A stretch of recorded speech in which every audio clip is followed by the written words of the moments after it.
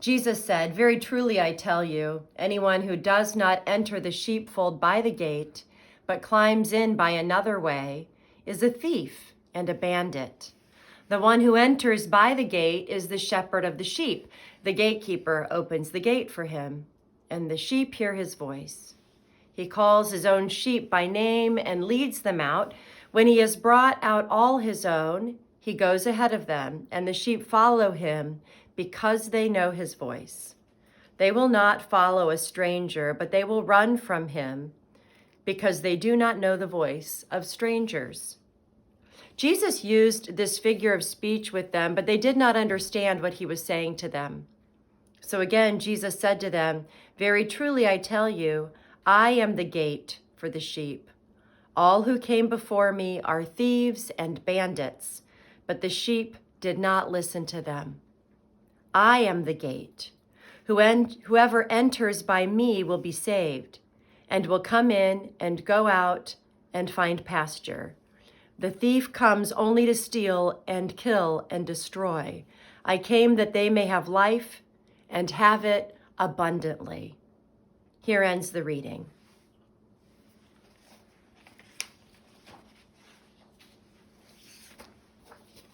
Today is Good Shepherd Sunday. It's always the fourth Sunday in Easter.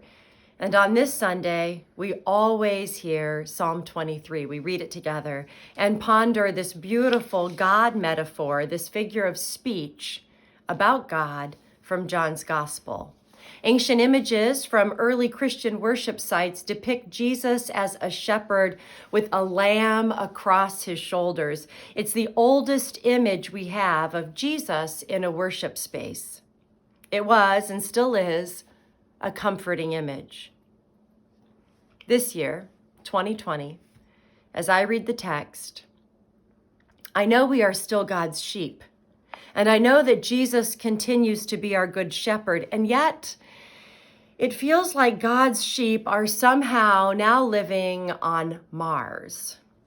I wake up in the morning, and at some point between my first glance at the clock and turning to look out the window to see the weather and to observe how the tree has turned from reddish in leaf to little bits of green leaves coming in, somewhere in that moment, I remember that life has changed, that I have not been dreaming a strange dystopian zoonotic virus nightmare. It is real. It is real, and to stay safe and to help other people stay safe, I work from home now. The kids go to school in their bedrooms, and our shared religious life is happening here over computers and devices and phones. God's people are at home more now, some of us, still praying and singing and reading the Bible, sharing meals and blessing others with love and care and prayer and acts of kindness. God's people are calling their neighbors and family members and friends, offering to pick up groceries and prescriptions. And the truth is, whether God's sheep, and that's all of us, wake up in a cozy pen or on the strange terrain of Mars, God remains the good shepherd of the sheep. We are not the first sheep to find ourselves on Mars. There have been other jarring and uncertain periods in human history where God's people clung to Jesus, their good shepherd, even as they faced upside down worlds of war and disaster, disease, human violence. And some of you have been to Mars before, perhaps on a solo trip. The world turned upside down on you by a diagnosis or a devastating loss or some sort of family upheaval or an unthinkable tragedy. This otherworldly sensation, this Mars experience, is familiar to some of us and shocking to others. Some of us are doing all right, and some of us feel dread and anxiety and fatigue all the time. Most of us feel a mix of all of that here on Mars, being all right and a mess at different times of the day, facing new circumstances and new ways of living and all the feelings that go with it. We believe that God is the source of all being, of our well-being, and the good shepherd of the sheep. The God who cares for us on pleasant grassy hillsides or beside still waters, and cares for us also in the valley of the shadow of death. It is the same God who cares for us now, even as we move about on what might feel like Mars.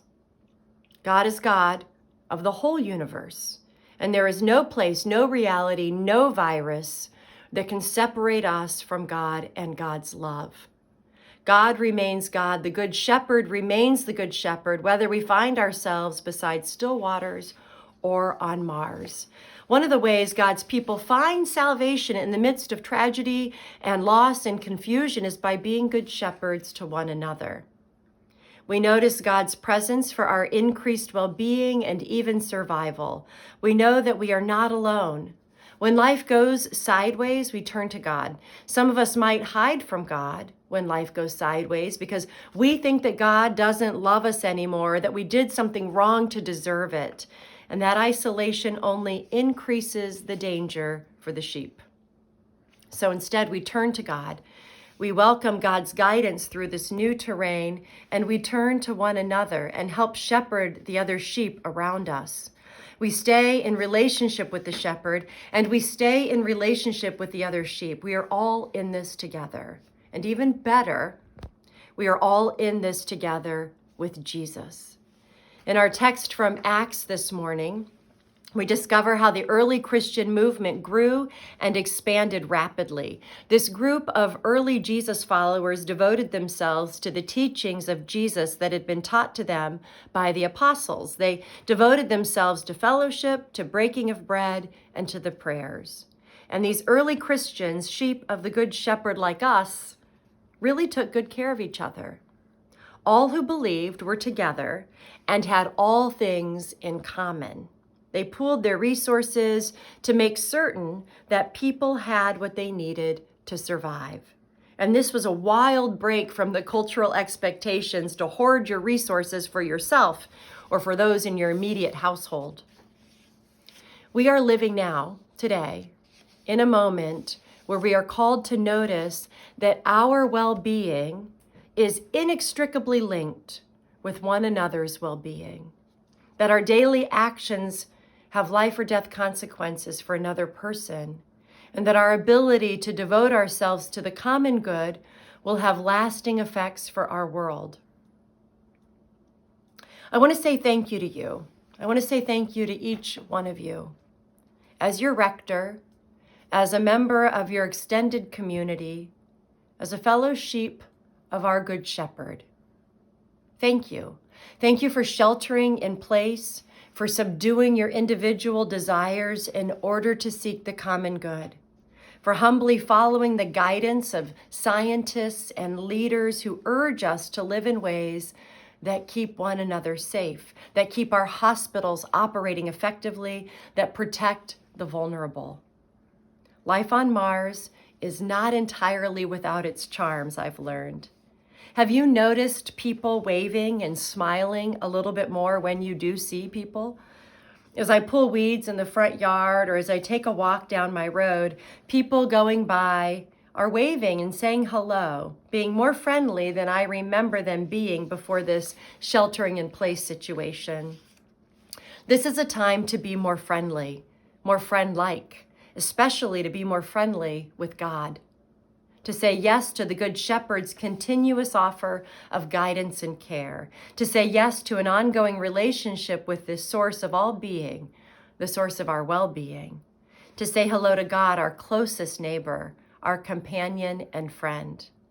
We may be sheep on Mars right now. Nevertheless, we still hear God's voice calling to us, saying, hello, come with me this way. And we, like sheep, follow to find still waters and refreshment.